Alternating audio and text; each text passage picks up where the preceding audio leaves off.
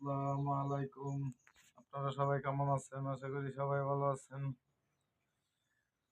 বাইরে রমজান মাস তো দেখতে দেখতে শেষে পর্যায়ে চলে আসলো।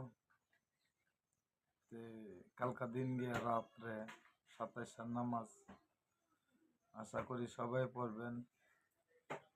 আর সবচেয়ে বেশি গুরুত্বপূর্ণ কথা হলো কি, সবাই কালকে নামাজ পড়ে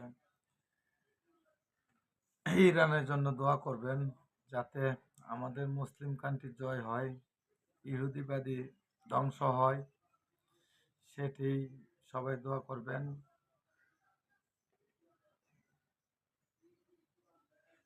আসলে এতদিন গাজা ফিলিস্তিনের মানুষ অনেক কষ্ট করছে, অনেক ভোগান্তিতে আছেন, অনেক খায়া না খায়া রয়েছে।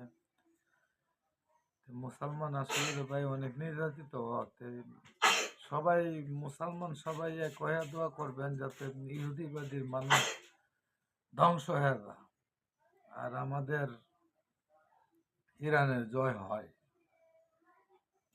আর ইরানের যদি জয় হয়, আমাদের মুসলমানের সম্মান ইজ্জত সবকিছু থাকবে। আর ইরান যদি ধ্বংস হয়ে যায়, তাই মুসলমানের কোনো বিন্দু পরিমাণের দাম থাকবে না, ইহুদির কাছে বিক্রি হয়ে যাবেন, 5টা টাকারও দাম পাবেন না।